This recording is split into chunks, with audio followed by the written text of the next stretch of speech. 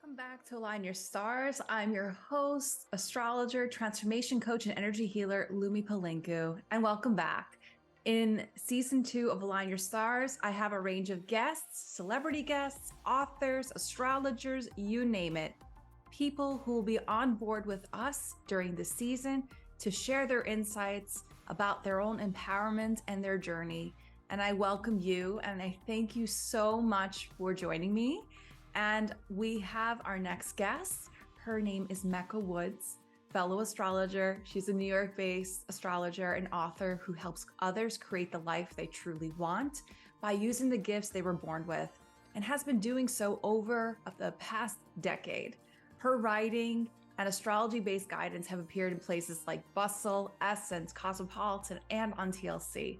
Her books, Astrology for Happiness and Success, and The Astrology Journal, A Celestial Guide to Recording Your Cosmic Journey, are out now. By the way, I love her book, Astrology for Happiness and Success. And if you haven't already read that, I totally recommend you to read it because it's really beautiful, so nicely written, concise, digestible, and just simply empowering. And this is the kind of astrology that I typically love. And I will be inviting her very soon. And I just wanted to draw a card before we have her on the meeting. And it's the Celestial Guidance cards by Diana Cooper. And just to set the mood, and as well as anything that may be of a message for you, and as well as for Mecca or me, who knows what will come out. We have El Moria. El Moria. It's number 44. It's combination 8, which stands for power and transformation. Al Moria is a Chohan of the first ray of ascension. He is helping us with the changes ahead and our opportunities for ascension. He is the member of the White Brotherhood and originates from Mercury. Al Moria will soon become the Manu, the perfected man, on whom the new root race of humanity, with its 12 strands of connected and active DNA, will be based. In drawing this card, you are asked to lead by example, employing the self-discipline, strength, and integrity of an ascended master. You're reminded to use your power for the highest good. And the affirmation is, I stand in my power. So this card's an indicator that many leaders are in the making right now, including you, anybody who's watching this podcast right now or listening to it. We all have the ability to lead our lives through empowerment, through self-belief, through conviction. It's not only where we let things happen by chance. It's more along the lines of us visualizing our ideal outcomes and taking charge in our lives by being the positive example to set with the world. And I just wanted to say that because El Moria is very ancient and as well as very mysterious. And it's very interesting because as he comes through, we're in the heart of Venus retrograde season as I'm recording this video. So a lot of people have been coming through, and right now the timing of this recording is August 9th, 2023. A lot of people are coming through in regards to their own self-empowerment, their needs to assess themselves in situations that are pressuring them to stand up for themselves. And not only in relationships, but also in their own personal power when it comes to any life decisions that they have to make, and being very firm with it and actually believing it will help it activate within yourself. Okay. Now Mecca's just joined and I'm going to have her join us in the room right now. I'm very excited and let's get started. Okay. We now have the lovely Mecca Woods joining us right now. Thank you so much for joining the Align Your Stars podcast. Thank you, Lumi. It's a pleasure to be here. Yes. And I honestly just love your book. I love your work. I read also your columns online. It's just like fantastic. Like, what have you been up to lately? And please tell the audience, for people who don't really know about the work that you've been doing, what have you been up to lately? Like, describe your astrology journey, how you became an astrologer and all this. Yeah. Wow, that's a great. Okay. So I think I found astrology, like most people, out of curiosity. It was something that I had an interest in as a kid. Like I loved stories, all kinds of, fantasy, mythology, astrology kind of fell into that realm because there's a lot of, mythology connected to it. But it wasn't something that I guess took more seriously until I was in my late 20s, early 30s. That's around the time, I think, after my Saturn return, or somewhere around my Saturn return, Mm-hmm. is when I rediscovered astrology, and I found out that it was a lot more than just like, oh, what's your sign? Like it was a birth chart, and just so many different layers to it. And that was, piqued my interest because at that time I was also experiencing a Pluto transit over my Mercury. So Oh, I was yeah. just obsessed with learning as much as I could about astrology. And it became a hobby for me. It was something that I would always try to talk to people about anytime I could get a chance to. um Eventually I saw that it could be a tool, for self development and healing and things of that nature. Mm-hmm. And after a while I started to read charts for folks, and like for friends and family.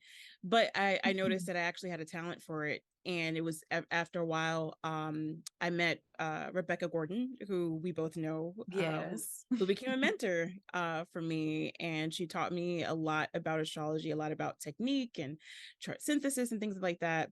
And before I knew it, I was, opening up my own practice and doing charts for real, for real. So for me, astrology, I gravitated to it because I found it that it put me in the driver's seat. I have a lot of fire in my chart. I'm a Tell your big three, Sagittarius. please. Yes. Yes.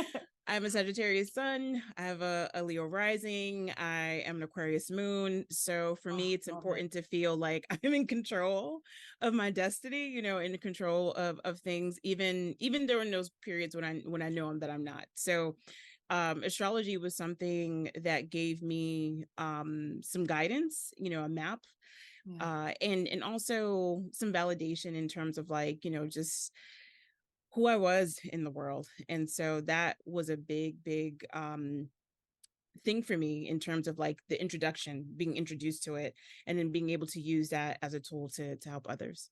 Oh, I love it. Like, what's your rising degree, Leo? 23. Oh, you're on my midheaven. I love Oh, it. That's why I felt the gravitation towards it. I was like, "Whoop," like that because yeah. it's amazing. I love it when Yeah. we met. And also where your son's located. It's located where? The fourth or the fifth? It's in the fifth house. Oh, I love it. Like, Yeah. do you feel like the nature of your practice is a reflection of your chart at all? Like, do you feel like you've been, attracting people who are like engaged with the love themes, wondering about love, pondering about their love and creativity, like fifth house themes? Yeah, yeah. A lot Okay. of love questions, a lot of questions around trying to marry or balance the head and the heart, Yeah. right? I think I'll get a lot of creatives, a lot of artists, a lot of creatives. Incidentally, I get a lot of people who have a lot of water in their chart, Mhm. because I don't really have much of it. And so what's interesting is that a lot of times in terms of like consultation, I find that like they're coming to me for not only just guidance, but like validation in terms of like their authenticity, Always happens. because Yeah. that's a big, like, because with the Leo that I have in my chart, fifth house sun, a lot of the themes that I've had in my life is around being authentic, showing up authentically, being true to myself, things like that. And I find that that's a lot of uh the topics, that, or the themes that I cover with clients in consultation. It's very fifth house because if you think about fifth house beyond just the love, beyond just the creativity, but it's also the purity, the start of it, like the Mhm. actual the spark before it begins. And that's very mere reflection of your Sagittarius energy in the fifth because it's Yeah. about taking chances, going above and beyond, and really extending this sense of belief that there is more to life than the intense, the dark, and all that stuff. Because you have a lot of yang energy in the light, like the fire, because of the Leo rising and the Sagittarius sun and all of those things, and the Aquarius moon on top of that. My gosh, like you dissect things very well, I'm sure, with your emotions. Like Yeah. you're like, this is why you're feeling scientifically, but we can tie in a little bit of the creativity on top of that. Right, right, Love it. right. Yeah, yeah, yeah. Yeah. So it's really interesting to talk to folks, especially to like I find that like there are folks who tend to be risk averse, and they're like, I want to talk to you because you're someone who takes a lot of risks. And it's like, Yes, yeah, okay, I can tell you about how to take risks or take chances. Yeah, so it's fun. that's beautiful. Where's your Jupiter placed? It's in Cancer. Oh, I have the same And one too. Love. yeah, That's yeah, great. yeah. I think that Jupiter in Cancer, because like when I think about my chart in terms of like like the elemental Hmm. breakdown, it's predominantly fire and air. I Yeah. do think that Jupiter in Cancer saves me Mhm. in terms of helping me to be a little bit more compassionate. Therapeutic. Yeah, a Yeah. little bit more therapeutic, yeah, when it comes to people, for sure. You have like a care package. Like it's definitely, it makes sense because the way your book is written, Astrology for Happiness, it's like a care package when I read it. Yeah, yeah, I definitely wanted it to be that way. I wanted for people to read the book and to kind of walk away with um not only just kind of learning more about their sign, but have like tools that they can Antidotes. use. Yeah. Yeah. I Yeah. love it because I was reading, I was Yeah. like, oh, this is so sweet. Because I saw for like all my, my big three in combination. I was just like, yeah, that's very fitting. And even the colors that you added to it, it's just like, it's so fitting.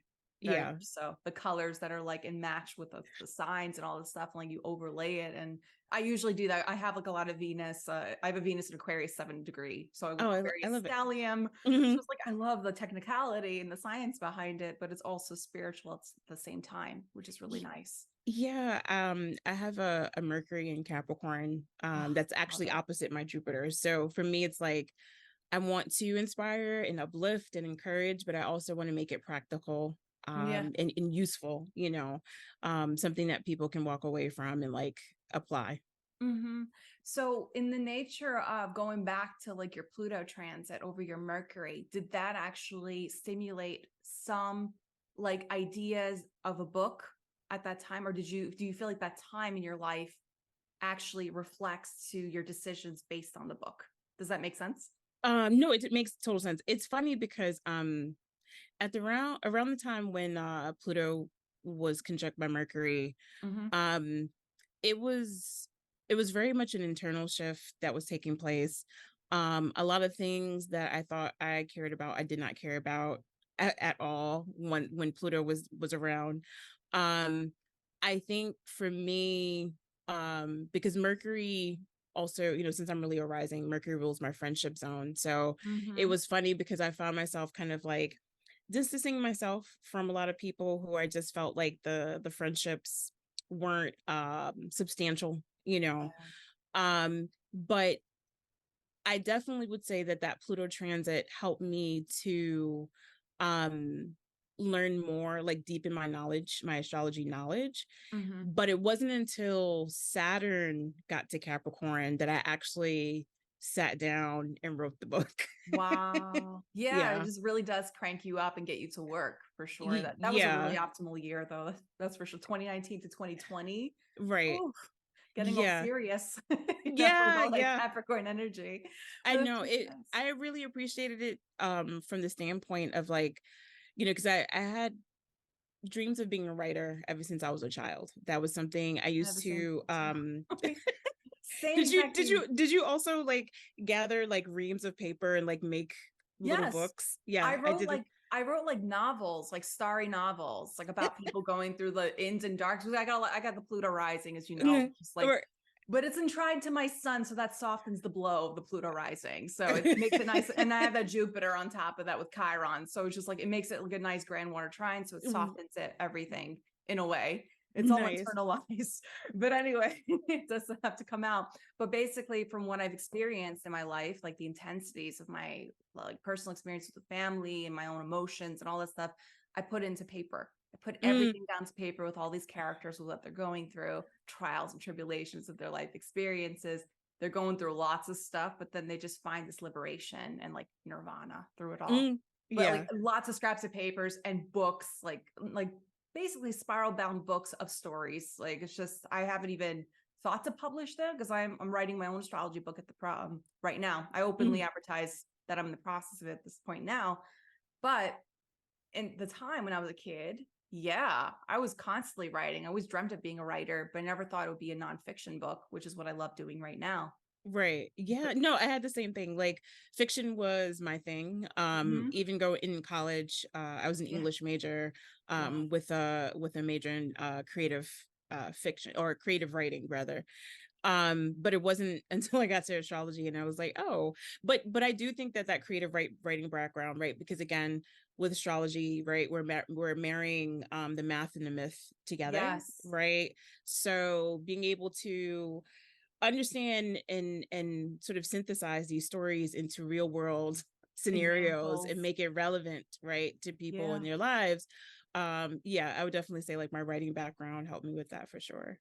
For sure. Yeah. And like, what's the one thing your business or even the book, like the successful venture of your book, did you expect or didn't expect that you um didn't expect? Yeah. uh what's funny is I remember a little while ago when I first started writing horoscopes, Hmm. um I would get messages from people who would say that my writing made them cry. And Because of that but Mercury Jupiter opposition. Yes, that makes sense. Oh and my mean and I gosh. was and I don't know, I wasn't thinking a whole lot, like of course I wanted people to resonate, like I wanted my writing to resonate with people, Yeah. absolutely, right? As a writer, you want people to be moved, by your words in some way. But Mhm. for whatever reason, I wasn't putting two and two together. And I was like, they're crying. I mean, it was a good thing. And I remember an astrologer who's a friend of mine, you might be familiar with him, Sam Reynolds, Mhm. who's an amazing astrologer. He was like, you have Jupiter in Cancer. Like, why? Why would they not cry? And I was just like, yeah, yeah, you're right. That makes total sense. So yeah, so I think for me, I'm always surprised about like how much people resonate with the work that I do. Mhm. I'm really appreciative of it. um I try not to take it for granted, but it just always, like, whenever someone reaches out or just tells me like how much they appreciate the work that I do, Yeah. it's something that always touches me. Oh, I love it. Like, if you don't mind me asking this question about your daughter, is she Mm. getting into astrology, or is she listening to? Not to say I want you to imprint that on her, or anybody Right. should imprint that on their children, but do you feel like there's some kind of semblance that she's picking up from the astrology Yes. insights from mama? Yeah, she uses some of the apps, because I've heard her overheard her on the phone talking to her friends about their charts. So yeah, so she's very familiar. She's familiar with her chart. She'll talk to her friends about the astrology. Um Sometimes she'll tickle me because she's an Aries with a Virgo rising and a Virgo moon. Uh-huh. So a lot of the friends that she tends to gravitate are either fellow Aries or Libras, her opposite sign. What's funny is that she talks to me about Pisces. Like, it's hard for her to connect with Pisces, and I'm like, yeah, the opposition is tricky because it's like it could be very love or very hate. Like the Yes, opposition is like either you're all the way in or you're all the way out. Like it's there's your no really mirror. middle. Yeah, yeah, yeah, yeah. So It's yeah. yeah, so she always tickles me. And I'm like, and she what's funny about her too is that her north node is in Cancer. So it's, Oh, again, I feel like she's wow. similar to me. Like, there's something about the water, like that element of water that we need to both integrate, into our lives. You have it too, that there is a part of you that has a bit of water.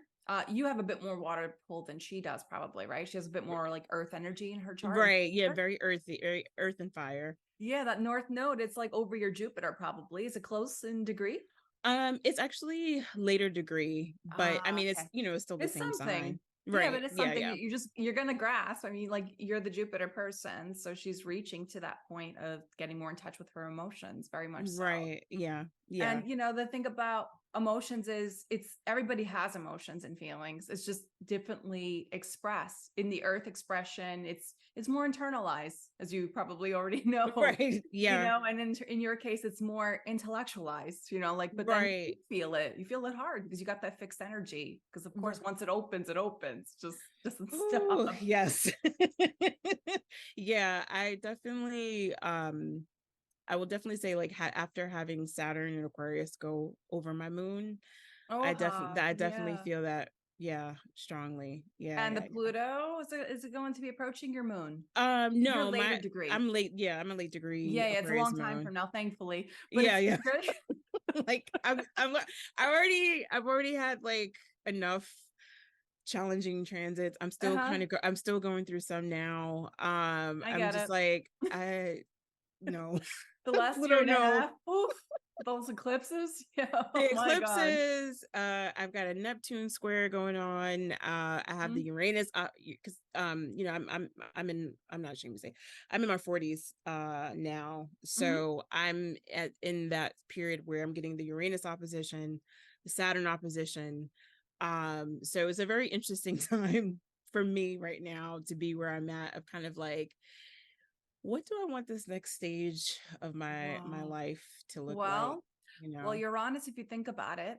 And this will be useful for anybody to learn because when you understand the nature of planets, planets offer opportunity, even like transits alone. You know this Agreed. too. Yeah, yeah. Uranus is about letting go of Mhm. something that has been once considered security and structure. And it's just really lessening the reins of something. Like, depending on where it's taking place in your chart, that's where, and I'm not sure if you like resonate with the divine, you resonate with angelic, like angelic guides or Right. like connection to all. Mhm, But mhm. Uranus does open that path for you to listen and as well as receive those insights from a source beyond yourself. Yeah, yeah, yeah, totally. I think with Uranus, it's like these sudden flashes of sort of intuitive Yes, insight. brilliance. Yeah, that come Yes, to you. Yeah, and it's like I appreciate Uranus energy because it will like the more you try to resist, you know, like with the outer planets in general, I think it's kind of yeah, like the more you try to resist the energy, the stronger that energy is they're in gonna your hit life. harder. Yeah, Yeah, yeah, yeah, yeah. So I get it. anytime the outer planets, you know, if I'm dealing with them, I'm always trying to like, all right. And you know, I have a lot of fixed energy, even though I'm mutable. I do have a lot of fixed energy in my chart. So it's like that initial resistance of like, no, I want to do it my way. And then like eventually it's like, all right, fine, let's be open to this lesson. Let's welcome this with open. Let's stop resisting, stop fighting. And let's see, you know, what this planet is trying to teach me. I So feel like fixed energy charts, and even though we are in the fixed energy season right now, we're in Leo season, we're recording this, and Venus retrograde in Leo. Oh my right. gosh. But I feel like fixed energies, we need to find that stillness in our life. We need to Mm, analyze the control tendencies we may fall into. mm-hmm, And that's mm-hmm. why, like, because whenever we stay fixated on one thing, it just keeps going and then it becomes eventually outmoded. Yeah. And I have a very fixed heavy charge, you know, like that Scorpio rising. It's lovely. Anyway, it's about learning how to accept that life could go beyond your control Yeah. and becoming more receptive to change, which is why you're birthed into a mutable sign. Like Right. me, I'm a Pisces sun. So like Right. we're meant to work towards getting past that fixed energy, more about Right. becoming more adaptable to life's rhythms. And Yeah. yeah, go on. Yeah. Yeah. No, no, no. I just I love that. And I think there's something to be said about like being both Jupiter ruled as well, right? So it's You're like lucky. Good. it's Nice. like right, because it's like you're learning the lessons, but you're also finding like the gems, you know, in each lesson, you know, even The if they're silver challenging, lining. the silver lining, yeah, Yes. in yeah, in the lessons, yeah. That's what I do appreciate about like being a Sagittarius or being a Jupiter rule sign, is Mm-hmm. that, you know, like you have the medicine, but the Jupiter Jupiter makes the medicine go down a little easier. Easier. Yeah. And Yeah. especially your position, Jupiter in Cancer. I mean, it's happy there, it's exalted. So we're lucky ones. We got that Yeah, little like lucky streak, I but know. I'm like, we can use it Right, with all little that fixed gifts. energy we have. But like, it's been really pivotal the last couple of years because astrologically, oh my gosh, the eclipses, the act, like the nodal axis, Hmm. Scorpio, Taurus axis. Like, I mean, it was one of the, I think it was one of the most toughest years for a lot of people, and especially for fixed signs. Yeah, But yeah, now we're totally. looking forward to the cardinal at this point now with the Yeah, nodal shift. yeah, yeah. I think I remember reading in I believe it's the Sue Tompkins book, Mm-hmm. where she talks about the aspects. I forget the title of the exact title of the book, but I remember in it she was talking about, like, when fixed signs, those squares, or Mm-hmm. the oppositions, when it's that tension, usually there's some sort of crisis situation that we have to deal with. And that's been the theme, for the last year and a half, or Mm-hmm. 2 years, like crisis after crisis after crisis, and Yeah. trying to figure out, like, how do we get through it? How do we create some semblance of peace and, stability, You through find that? art in the intensity too. Yeah. the art Yeah. the art's created. It's sort of like, I'm not saying I know this already, but like it's sort of like conception, like Mm, the pregnancy, but it could be the idea of right. what you're going through or even what you're experiencing at the moment. It's just like Mm, once you're in the end of it all, like once it's birth, you're like, okay, that's all I've been building, but like this is something really beautiful. And then something new will be emerging out of that idea or yeah. the conception alone. But yeah, that's how I Yeah. see tense filled squares. Like it's like a mere reflection of, yeah, it's struggle, it's intensity, it's like, but it's also power and endurance that we experience too. Yeah. Yeah. Yeah. Totally. It's that idea that, kind of like this iron is forged in fire, like Yes. that kind of sentiment. Yeah. With the cardinal signs, though, I am excited because I know that cardinal energy always brings in something new, Mm-hmm. right? Something new, something fresh, something exciting. So I have a north node in Libra, so and Oh, myself, so I'm getting the nice. nodal reversal right now. I'm excited for um you. That's a yeah. good year. Very Yeah. good year. So something new is going to emerge for you. I mean, Yeah. Yeah. something Yeah. like you probably like an old idea that you once had, it's coming to full fruition, or maybe you'll come back again and you'll perfect it, Yeah, you know. me, I think I've been feeling like those little, like, kind of Nudges ink or hints. nudges. Yeah. Thank you. Those little nudges.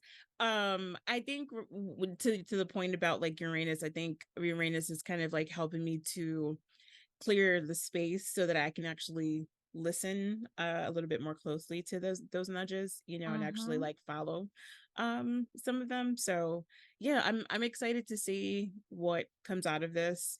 I think with Neptune being in the picture, I've been learning the art of surrender. Oh, love. And I've been through, boy. I was over my son oh since yeah, 2020, 2022. Ooh, how did you experience that? I was in a tsunami. Oh.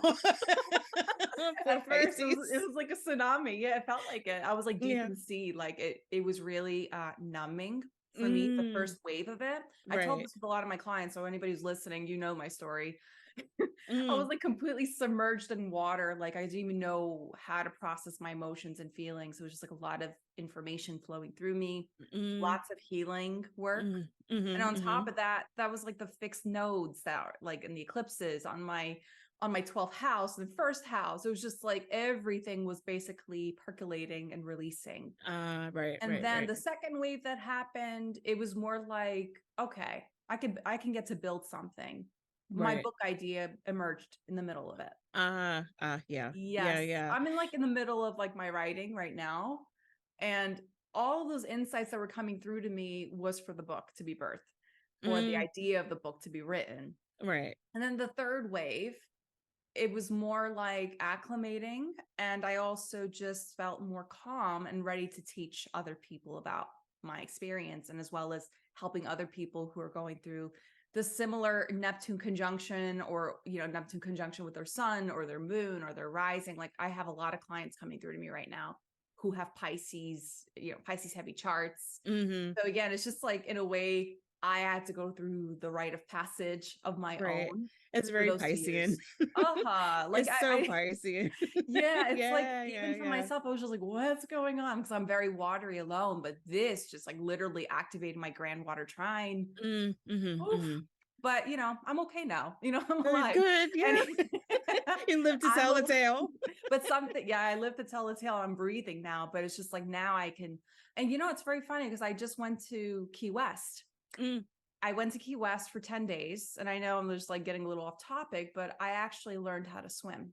And I Oh, never was a good wow. swimmer before. I did I think doggy paddle. I did like I no, couldn't do any like wow, strokes. I think that that's like a great Neptune remediation, right? Learning how to swim. I learned how to swim. My That's sister-in-law, awesome. yeah, my sister-in-law, she's also like a heavy water. She's got that Cancer Sun, Scorpio Moon, Gemini rising, nice combo. Hmm. She's like, let's just let go. She's like, just look into it. She's like, the water, if you resist the water, you're gonna sink. And she was Mm. right. Because when I was Mm. getting tense, I was going down Right. Yeah. quite Yeah. Yeah. Yeah. little. Yeah. And then I just like Yeah. let the water flow through me. I enjoyed it. It was like Yeah. I was very scared of water. Like, come to think of it, even though I had a lot of water, I have a lot of my water in my chart. Right. I almost Yeah. drowned one time. I was 7. Mm. I was okay. Obviously, I survived to live the tale, but I felt like that was coming through to me too. It's just like the fear of letting go Mm. and the fear of taking chances. That was Right. huge for me, this transit, Right. especially Neptune transits. Like I'm telling you, like even coaching my clients, I was just like, you have to just surrender to it all, surrender to your emotions, allow the water to roll through you or flow Right. through you, I should say. But it's also like, in a way, like the initiation of me embracing the water, Mm. embracing my own self and emotions, Mm. and Mm-hmm. just giving reverence to it, just enjoying and extending any forms of support who need it. Of course, it holds space for all. I mean, I tell you, like my practice is very much like a, not to say I'm a psychologist or anything like that, but it's like a therapy session because I have a lot of water in my Yeah. chart No, and that's the kind of beautiful. clients. Yeah, Right. thank Yeah. you. Yeah. No, But that's beautiful. what was your Neptune experience, if you don't mind me asking? Like something similar? Like you said Neptune square. Is that what you experienced? Yeah. So I'm still in it. I'm still in the Yeah. Neptune What wave square. are you in? Are you in the second wave or the first wave? I I'll am give you the in, I antidote. think I know I have to think. I think I'm in the I think I'm more so in the second wave now. Okay, you're ready. Yeah. You're building the raft. Yeah, I'm building. Yeah, because like Neptune is, it's so, because that nebulous sort of energy, right? It like Mhm. takes a while for it to kind of hit you, and you're like, oh, wait a minute. Wait, I don't know what's happening, what's going, it's very like that Yeah. very foggy, like, you Mhm. know, wave of energy that just kind of takes over. And the first pass of it was very disconcerting, as Neptune transits are, because Yeah, you're like, what's going I I do feel like I had gone on? through a bit of an identity crisis to some Yep. degree, of like, Yeah. who am I? Where am I? What do I want to Because it was in be? square to your sun, so that's Mm-hmm. identity. Yeah. Yeah, definitely, for sure. And then I think as I've been getting more comfortable with the surrender piece of Mhm. like, because with Sagittarius, and I think this is sometimes true of people who have like very strong Jupiters in their charts, is Yeah. like you feel this pressure to have all the answers, to know everything, and that's impossible.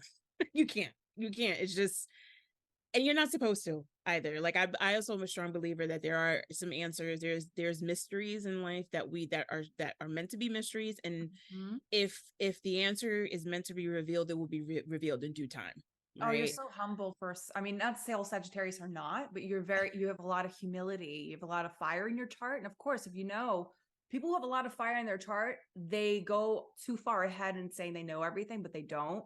But in your case, you have that nice Aquarius moon that balances it out, that creates that humility and the need to include others and receive other information from people. And just, it's so beautiful. It's a beautiful blend that you Oh, have. yeah, Yeah. thank you. I also think that, it's also having learned stuff in Yeah, life, of course. because I can think back to like when I was in my 20s or even 30s, and I did have a certain, like, I know it, I know it all energy, and life humbles you. Life has a way of Sure. humbling you. Um, but yeah, I think with the Neptune, like with that first wave, it was very much like, I don't know what I'm doing or where I'm at, and this feels very scary. And now it's kind of like, okay, I'm not quite sure where I'm at, but I'm not in a rush to get there either. Mhm. Because I realized that Neptune has helped me to let go of stuff that just isn't important to me at this stage in my life right now.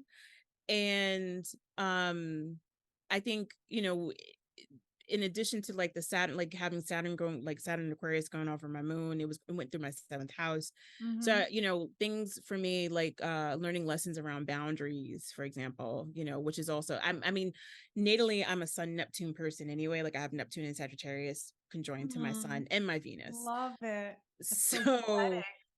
Wow. That's um, it's been really nice to have those placements in terms of like my creative energy, and uh the space in which I can hold for other people, and Mhm. the intuitive energy. But it has also not worked out so great in terms of like boundaries within relationships, or even just like um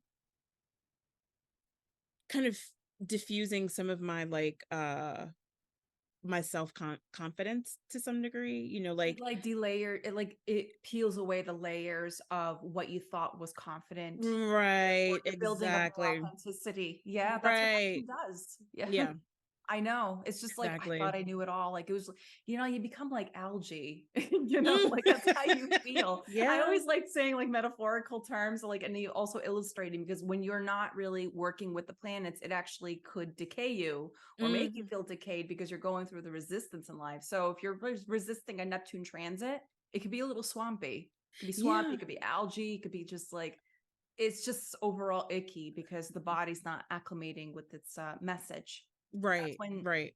the surrender, like even like the term surrender, people are like, what does that mean? What does surrender actually mean? And it could be different for a lot of people.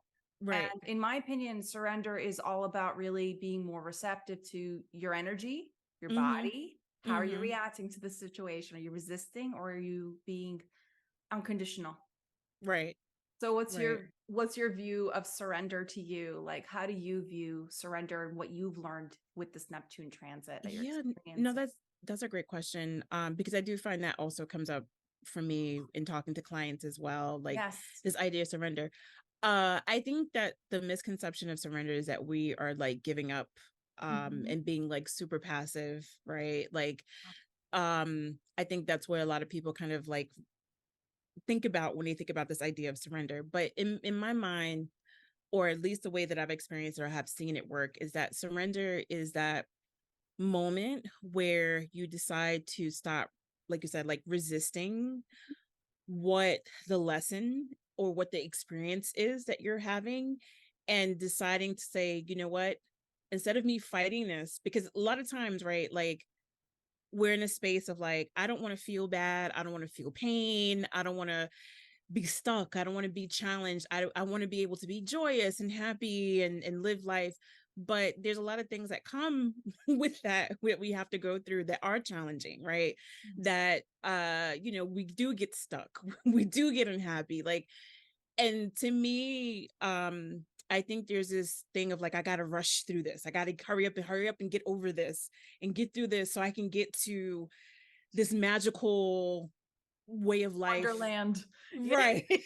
That I think is waiting for me. And I think that that is a place where we trip ourselves up and we get into that space of resistance, right? Yes. And so I think that when we talk about surrender, it's like surrendering to the moment, the experience, the timeline that you're in, and saying to yourself like, okay, what do I have the power to control right now? Like what is within my power to do something about?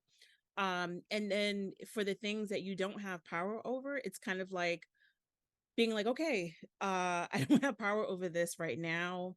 um what is the lesson, or what is the message, or what am I supposed to be getting out of this experience, so Mhm. that I can learn it and move on, Oh, that's right? such a beautiful answer. Yeah, Yeah. so thank you. But yeah, I think that's kind of like that. When I think about surrender, that's what I think about. Yeah, absolutely. And like in your journey, do you feel like somebody actually created the most impact in your life? They became like such an influence in your life. Like who can you picture or who have you worked with that actually inspired you? Oh goodness gracious. It could There's be a anybody. It doesn't have to be somebody you know personally, but is somebody like actually becoming a part of your journey And are you studying under anybody lately? Um, is there anybody that I admire?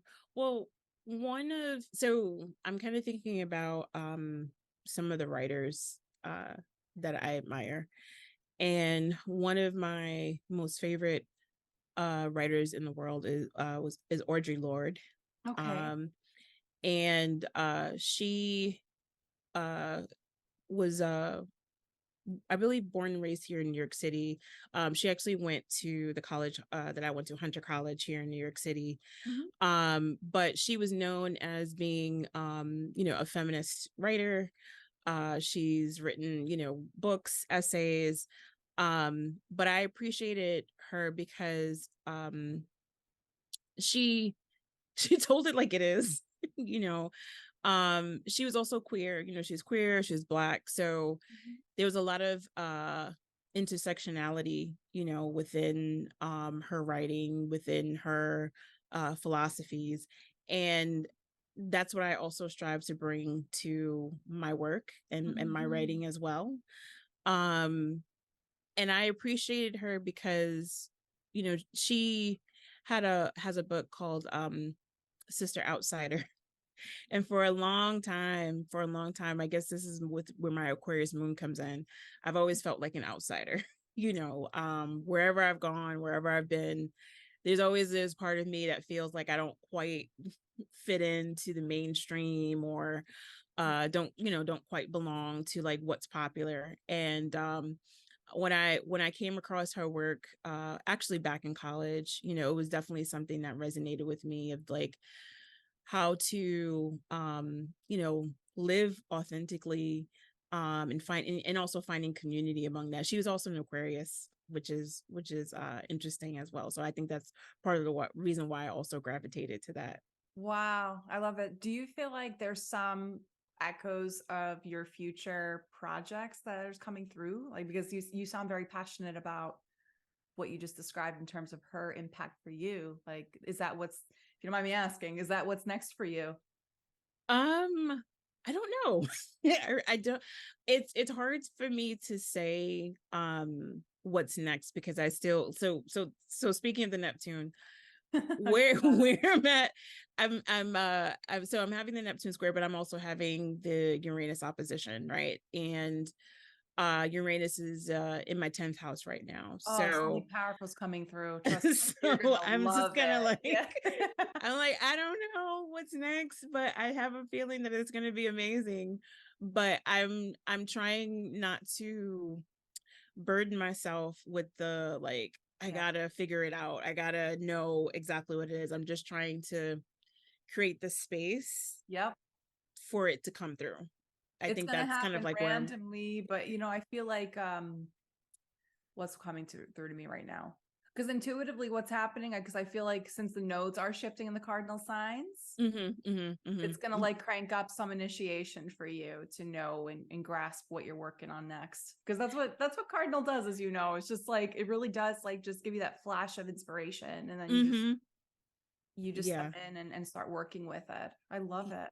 Yeah, and with the North Node being in Aries, Oh, I'm excited about that because it's a lot friendlier to my chart. finally. Oh, finally. Yeah, because So yeah, that North Node Taurus, who yeah. I mean, it was great. It was on my seventh house for some time in sixth house, but I'm just ready for it to be in Aries because it's in my sixth house. Because Aries is my sixth house ruler. But I'm Mm, just like, I felt so tired. It was just like, ugh, like yeah, now the Aries will just crank things up for me to like get moving. yeah. It was, yeah. I agree. It was very dense, and kind of slow moving energy, which Mhm. if you have fire in your chart, you're like, I wish I had fire in my chart. I fire, don't have any. fire, None. or even air, I would say too, because a lot I of have a air lot of signs are air. also like, yeah, they're like, what's happening, why are things moving so slow? So yeah. I Yeah. totally get it. So what would you say is your proudest accomplishment so far? My proudest accomplishment, well, I think one of the things that stands out is that when my first book came out, Astrology for Happiness and Success, I was the first Black woman author to have a mainstream astrology book published within the last decade, actually. I think over a decade. So that was pretty that was pretty big to do that. I think it also speaks to my chart to some degree because I feel like I don't know, part of it is me, just being adventurous and wanting to try things and kind of branch out and, see how far I can go with certain things. But I often find that I there is a part of me that's kind of ahead, at Yeah. times, ahead. I guess, kind of trailblazing to some degree. So yeah, so that knowing that my book kind of started the wave. And then, once my book came out, there were a lot of other books that started to come out by Black authors as well. So Mhm. I'm glad that I could, kind of throw my hat in the ring, I'm so there. excited about that. Yeah, because I really feel like even astrologers in the community so diffused and like I don't know, like I just feel like some people just get like the one hit wonder and then people just continuously follow them for some reason. But now I'm going to the doom and gloom culture because you're definitely not doom and gloom, and I can't stand that in our Mm, industry because some people just feed onto that constantly, and really they shouldn't even be receiving that much credit. And I'm not saying knocking anybody or pointing fingers, or but I feel like that's a huge problem in our community where we're just our aim is to help empower people. Our right. aim is not meant to scare anybody or feel like there's no hope in the world, or like just looking into the bad transits and not looking into the good ones to transmute the bad transits. It's just what's your take on that? Like if I'm going a little on tandem You know. about this. Yeah, well, I think so I this is my North Node in Libra.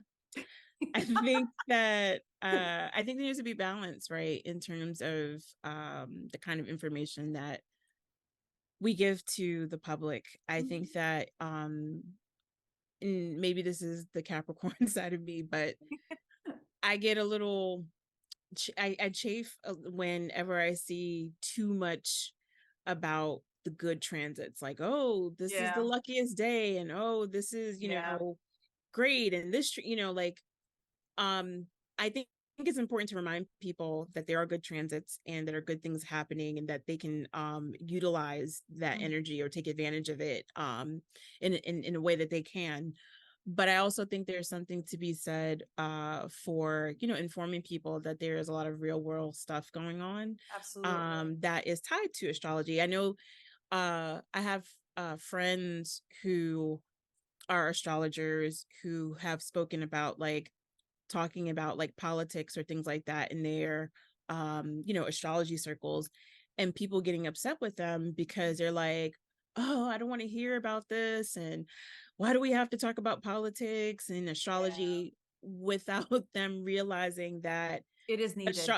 astrology is not just this one dimensional, oh, let's just talk about our crushes all day, you know. Yeah, the surface, like, it drives Right. me nuts too. Yeah, it's just like, Right, like who's my moon phase soulmate? I'm like moon phase soulmate. I'm like, there's more to it. Like right, right, that's a TikTok trend. It's just like, there's more layers to astrology than what meets the eye, and I totally support with what you're saying because of right, course in politics we do need to know the layovers of what planetary transits contribute to that. But we right, can also work with it to know that no transits actually last forever. It right, does pass through. It's just meant right, to help wake people up to the realization of what needs to change in society. right, right. Yeah, Yeah, I totally back yeah, up what you're saying. My yeah, Libra moon's happy too, you yeah. know. Yeah, I think that it's yeah, so I think, it's important to have the conversations recognizing that there's nuance, right? Yeah. But I'm also with you in terms of like, I think as astrologers we have a responsibility, to our Yes. clients and to the public, and that we should be mindful of things that we, put out there, and things that we tell people, and that if we are reporting on something that looks challenging or, might be depressing or whatever, that we're able to also say like, well, this is how we can manage it, or this is how we can work through it, so that people know that that's not the end all, be all. So I love yeah. it. No, thank you so much. I mean, I'm telling you, you're such a beautiful joy. And I mean, you just like stimulate my midheaven, I tell you, with your nice rising Leo energy. Thank you. The last question I want to ask you is like, I love to ask my guests so far in the season 2 of the podcast, what helps you find self-acceptance and empowerment? Goodness gracious. I feel like I'm laughing because I feel like this is conversations that I've been having with myself and Yeah. with my therapist as of late. Like, self-acceptance, what does that look like? I think right now, and this might also be tied to this Neptune transit that I'm I in. was just gonna say that. Go for it.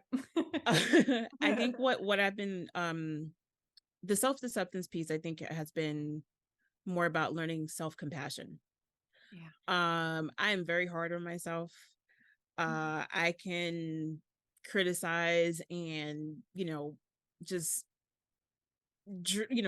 beat down on myself like no one else can. Yeah. And a lot of it, is tied to, childhood trauma and, how I was raised and things of that nature, and, being in survival mode for the majority of my life. Yeah.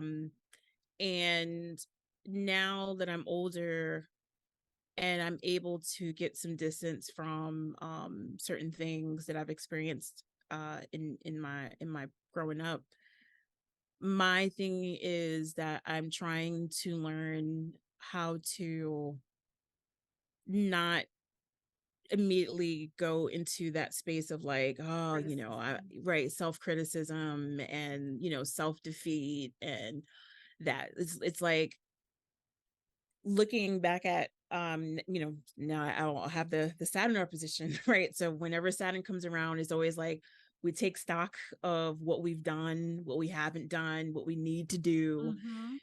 And I'm looking back at my life, I'm looking back at my career, and I'm like, yeah, you did the best that you could with what you had, Mm-hmm. with the resources that you were afforded, and that you were able to create for yourself. And even though there's this part of me, the self-critical part of me that's like, oh, you should have did this, and why did you, like, that wants to do That that. ego voice. It has a funny voice, doesn't it? You're like, Yeah. oh, you're like, you have to really put it on the shelf. You're like, just sit Yes. there and have your candy, okay? Right. Like, Right.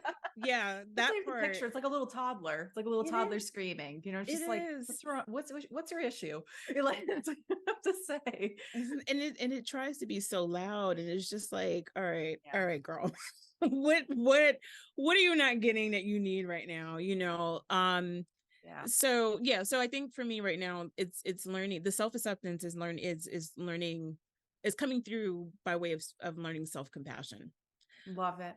So yeah, that this has been some of the hardest work. I mean, I've worked hard, but this definitely is big, especially because we live in a society that punishes you Yeah. and shames you for not trying hard enough or working hard enough, or going the extra mile, and rewards us for depleting ourselves, and rewards us for basically working ourselves into the ground, and sacrifice, and all of that kind of stuff. So yeah, I'm just kind of learning, like, what who is Mecca without needing to put myself through the grinder all the time. You are somebody, not to say I know you exactly 100%, but from what I'm perceiving for you from your responses, you are way more than you give yourself credit for, because your Oh, I responses were so appreciate. sound and compassionate and unconditional. And that's what you have to listen to or analyze more along the lines of how much impact you have made already, and just embracing that love that you genuinely want to extend. And then that's Yeah. what kind of like diverts the ego, and that Mm, and send the love to ego, yeah, because ego needs it. I I know. know. That's how I perceive it as well. And just like, it's such a beautiful response that you just said, just having an unconditional view of all the things that you've done and all the things that you haven't accomplished just yet. I mean, everybody always wants to aim higher and wants to dream bigger and be bigger, but really you just have to be happy in your own space from where you stand now. And then therefore leads to better outcomes, even more than what you envisioned. But yeah. Thank you, Lumi. I appreciate that. Of course. Oh my gosh, it's a beautiful, beautiful space that you have. And like you have such a lovely, enigmatic energy. And also just answer this question right now. Where can listeners find you online? Oh yeah. So you can find me at my website, mylifecreated.com. You can also find me on social media, but I'm having such a love-hate relationship with social media, as many people are these days. We can go on a whole rabbit hole about that. We could. Yeah, I hear you. Yeah. but if you do want to find me there, you can find me on Instagram at One Mechanism. My pages are currently private right now, just because I'm trying to avoid the the social media trolls and the bots and all of that nonsense. But yeah, I'm at One Mechanism on Instagram, at The Mechanism on Twitter, but you can always find me at My Life Created. Amazing. Thank you so much for joining on the Align Your Stars podcast. And I would love to have you on here again if ever you want to come back. Oh yeah, my pleasure. You're such a joy. Like we can have like a beautiful talk about astrology all day. I'm telling you, you're such a mouth full of insights and information. But thank you so much for being here again. And thank you, wonderful, Lumi. Wonderful guests. Thank you. And it was a pleasure. Thank you so much. And I thank you everybody for joining me today, and be well.